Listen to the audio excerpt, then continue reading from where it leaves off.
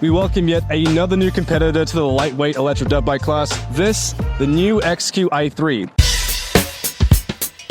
This is a 72-volt, 32-amp-hour electric dirt bike from a brand called NIU. Now, they are a very reputable manufacturer in the e-scooter industry, and this is their first attempt at electric dirt bikes. This bike has a max output of roughly 8,000 watts, top speed of 45 miles an hour, and weighs about 167 pounds, which is 30 pounds heavier than what I claimed it weighed beforehand. We all make mistakes, all right?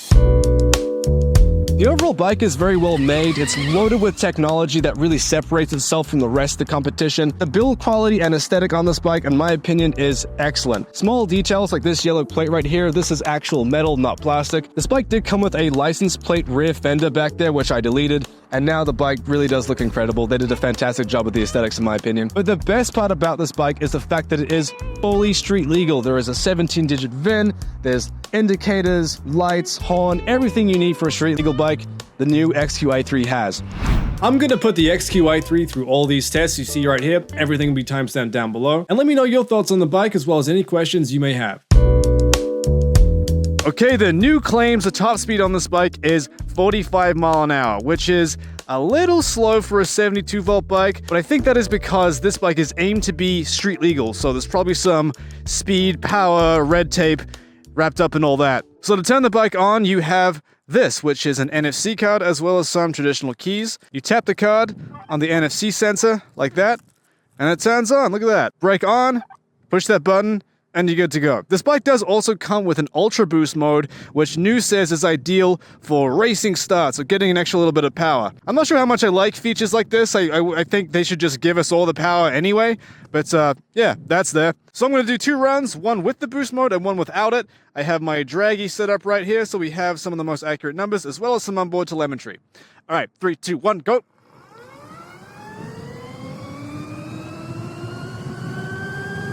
Here we go, picking up speed. Not too bad, accelerates pretty well. 41, 42, 44, and 45. I'm seeing 46 miles an hour. There we go, there's the top speed. Okay then, so my quarter mile time was 24 seconds, my 1/8 mile was 12.99. 0 to 30 was 3.8 seconds, so that is without the boost mode. Let's do it with the boost mode. Click it, Ultra Boost ready. All right, 3, 2, 1, go. Oh, that is a lot quicker.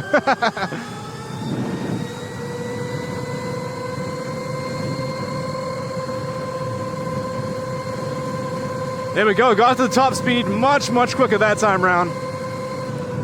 And there's the stop sign. Whew. Man, the Ultra Boost mode makes a huge difference. Okay then, so my 0 to 30 that time round was 2.8 seconds. That is a whole second faster than it is without the Ultra Boost mode on. My 1/8 mile was 12.0 seconds. Not too bad, man.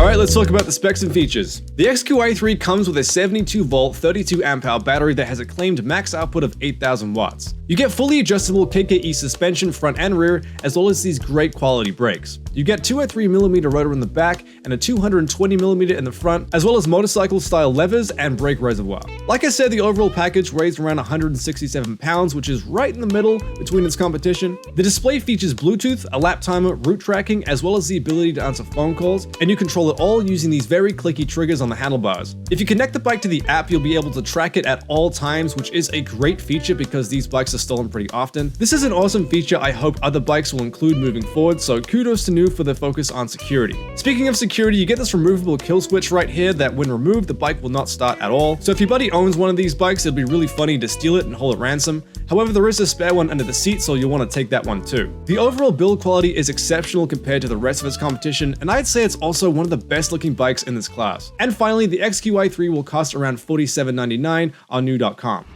Okay, then time for the all-important off-road test. I've made some adjustments to the suspension. I've also dropped the tire pressure, so should handle a lot better off-road now. Okay, so turn it on, sport mode. I've also engaged the Ultra Boost mode. 3, 2, 1, go.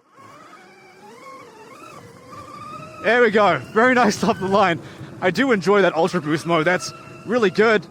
Like I said, I kind of wish we had that power all the time, but not at this stage, not on this model. So, heading uphill, made some adjustments to the front to a little bit more my style. I think I've got the front end sorted out the way that I like it.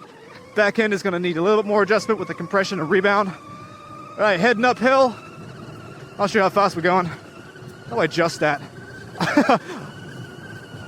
I do have some onboard telemetry up there, so for those of us with ADHD, plenty of fun stuff to look at. Getting through this little rough section right here.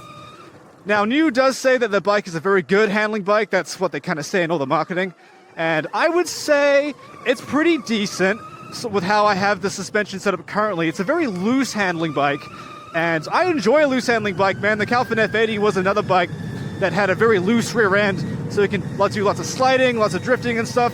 That's a ton of fun. However, that bike had a much thicker rear tire than this, and I would say of all the bikes I've ridden, this would certainly benefit from a thicker rear tire. All of them would, really, if I'm honest, but this one especially. Still not too bad, keeping the nose pointed forward.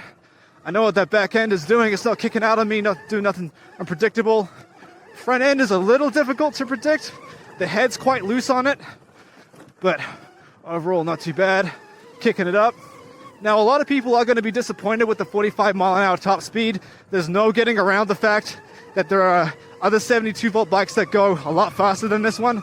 And I think in the future, NIU should come out with like an XQi3 Pro, so that the more experienced off-road riders who are interested in this bike are going to have something more powerful, because compared to the rest of its 72-volt competition, that is a huge flaw in the spec sheet.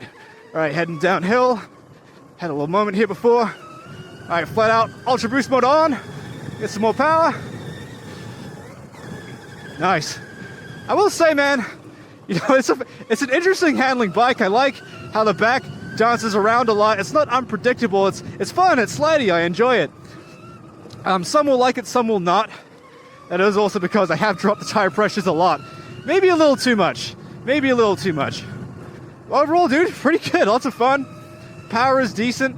It is faster and more powerful than the sur-ron Lipey, and I would say the MX4, the Talaria MX4. I haven't tested it side by side with this bike yet, but I would say that it is more powerful than those bikes, as it should be. It is 72 volts after all. I do believe NIU is going to be coming out with a supermoto version of this bike. Now, I do think that is a better idea than having an off-road focused version of this bike, because to be honest, man, a lot of off-road riders like myself don't really care much for all this tech, but road-going users who are commuting on bikes like this around the town, they certainly would.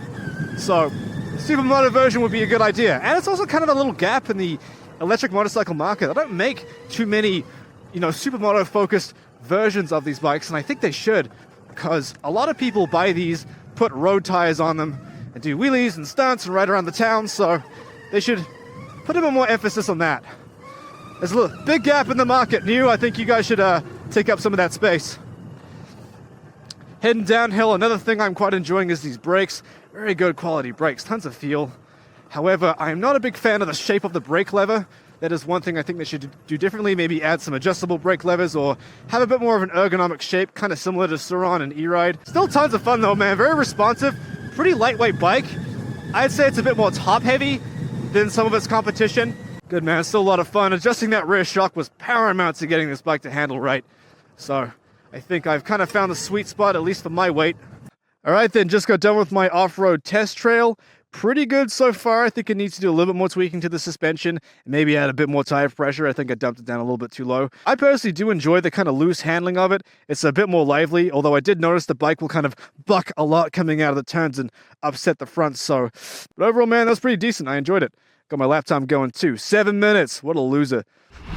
For the range test, I took the XQi3 through a bunch of trails, as well as wide open streets and stop-start suburbs. The route is roughly 9 miles, and I started out with 98% battery and got back at about 68%. I would like to mention I had the bike in sport mode the whole time, which is how most of us will be riding this bike, but unfortunately I filmed everything in linear, so the camera angle looks awful, which is why I'm not really showing any footage of this, but I do have some screenshots of the mileage and the battery percentage. Overall, the range on this bike is pretty average when you compare it to the 60-volt and 72-volt competitors.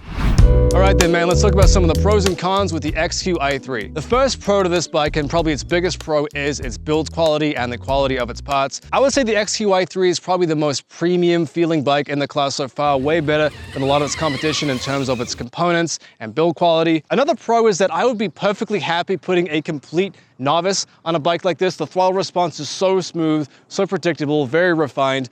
Very comfortable as well. The soft suspension when you're riding on the road, very comfortable bike to ride, and I quite enjoyed this as a road bike more than an off-road bike. Another big pro to this bike is all of its security features. I think every other manufacturer can learn from you and start adding features just like this bike has as far as security goes, so I like that a lot. Okay, let's talk about some of the cons. The first con I want to talk about is the process to simply charging the battery. Whereas a lot of other bikes, you simply park up and plug it in, with this bike, you have to take off the seat, undo a harness, take off the connector, and pull out the battery. Now, realistically, this should take less than 30 seconds or so. The way I see it, it's kind of like having to plug in a laptop charger under the desk, you know? It's not really a big deal, it's just kind of like, especially after a long ride, a long day, it's just something you don't really feel like doing. Moving on to another con is the brake lever. I know this is a small little touch, but after a short distance of riding, my fingers were getting pretty sore with that shape and design. That's a pretty easy fix in the future, so not really a big problem. I just feel like I should mention it. The suspension did come very soft when I got it and did need a lot of adjustment in order for it to really be off-road ready. Whereas a lot of other bikes I've ridden, out of the box, they come pretty well prepared, so I think NIU should take a couple notes from their competitors in that aspect. And finally, the biggest elephant in the room is the top speed and power. Most of the 72-volt bikes I've ridden are a lot faster and a lot more torquey than this thing, and as far as I can see, this bike has all the right components to be just as quick and just as powerful as its 72-volt competition. The bike certainly accelerates a lot faster than its 60-volt competition like the sur-ron and the Talaria, but overall, man, I can forgive most of this bike's problems if it was just more powerful. I think that should be the first thing on NIU's agenda when it comes to building the next model. But overall, man, very good first attempt from NIU. I think it's a good platform to build on. If they take some of the critiques in mind, I think they could have a great product here. Personally, I think they should focus more on a road-going version, put smaller wheels with thicker, slick tires on there for road use. That way all the technology on this bike would make a lot more sense, make it more torquey so the front wheel comes up easy. There is a lot to like about the XQi3. I think it's a great first attempt from NIU. They make a couple of changes for the upcoming model, bit more power, bit more focus on the road going version, I think, and they'll have a great bike in their hands that a lot of people are going to want to buy.